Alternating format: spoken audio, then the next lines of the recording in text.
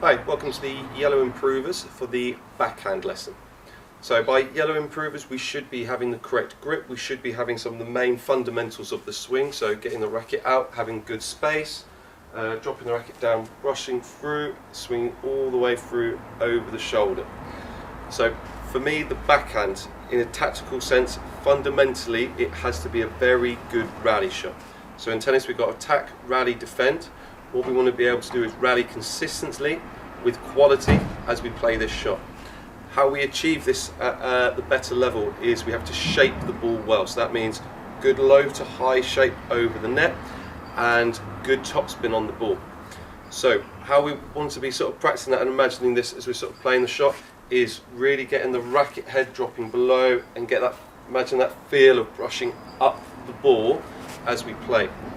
Too many sort of common errors what I see on the backhand, sort of coming back and we're swing through too straight. So we've got like a good sort of spacing as we hit the ball, but we're not creating the good enough shape as we're hitting it. Where the key things lie here for the backhand is getting the racket head to drop lower before we hit the ball so we can come up more as we play it. So how we sort of do this, so we've got the sort of the take back here, but now we've got to really sort of relax our hands so the racket's dropping below the hands more before we come up and brush the ball. How we do this is just being really relaxed in the hands.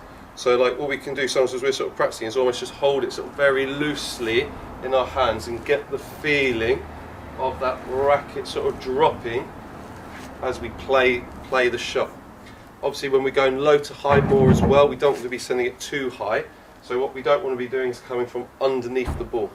So as we're doing this with our sort of softer hands, we're keeping the strings slightly down the whole time, which will help in brushing up the ball as we sort of play the shot. Little sort of like exercises we can do is we sort of drop feeds for ourselves, and we're just seeing if we can sort of get that brush sound, and as we hit, we can hear that sound as we hit the ball, that skimming as we do it. If we can add topspin to our shots consistently, it's going to help our backhand.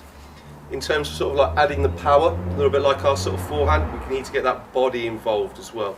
And really, especially with the backhand, it's the legs and the left foot, essentially. So as it's sort of coming in, we're sort of really practicing loading with this leg coming into the shot as we play it. In terms of, sort of creating topspin as well, low to high. So if we're creating a better athletic height as we're playing, coming in from lower as we're playing will help in terms of driving that shot up as we're sort of playing the ball. So practice swings, feel sort of relaxed hands. If you've got a ball, sort of getting that feel of brushing that ball on that backhand side. When you come back, if we can sort of have that sort of topspin sort of backhand sort of develop further, it's going to really help us. As I said, we want it fundamentally as a strong rally shot. Don't give your opponents mistakes. Unforced errors are the biggest reasons we lose points. So if we're not giving unforced errors, we're not making it easy for them, we are making it really, really tough. Okay, so get in the guard and practice that swing, sort of brushing up the ball and see the good sort of shape, and I'll really sort of see it coming up as we hit the ball. If we've got sort of things in the garden we can use, so for example, if you imagine sort of had a wall, but I'll just use this sort of here, as we're sort of coming up, topspin's created by coming up as we hit. So imagine we're here, skimming what's ever in front of us as we're doing. Just be careful what you choose. You don't want something too hard that's going to be breaking your racket or scratching your racket though, but just having that idea of something's coming up as we skim the ball. So riddle for you guys today. So our riddle today is what has many keys but unlocks no doors. Okay, so see if we can work it out for our call. What has many keys but unlocks no doors?